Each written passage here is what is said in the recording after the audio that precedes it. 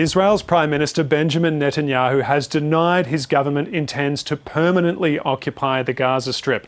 He's promising Israeli troops will withdraw once they've removed the militant group Hamas, and Israel will hand control of Gaza over to what he called a peaceful civilian government that's not Hamas or the Palestinian Authority. Arab nations have put forward a proposal for a new technical committee of Palestinians to govern Gaza under the auspices of the Palestinian Authority, with security provided by UN peacekeepers. So this is essentially Israel rejecting again that proposal. Many nations have expressed alarm at Israel's takeover plans, and notably Germany has said it's suspending the sale of any weapons which could be used in Gaza after this announcement. That's hugely significant because not only is Germany Israel's second biggest arms supplier, it's traditionally been one of the strongest supporters of the Jewish state. Allies like the UK and Canada have also joined Australia in expressing their concern about the plan.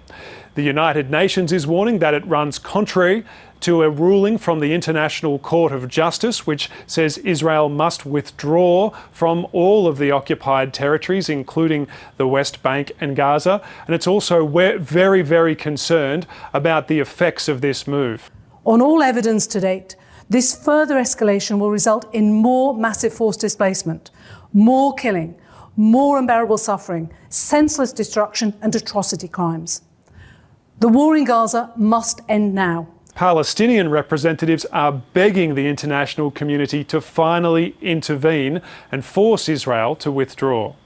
This escalation by the Israeli government is going in total contradiction to the will of the international community, international law, and common sense, and I even dare to say against the wish of the majority of the people inside Israel as we read opinion polls.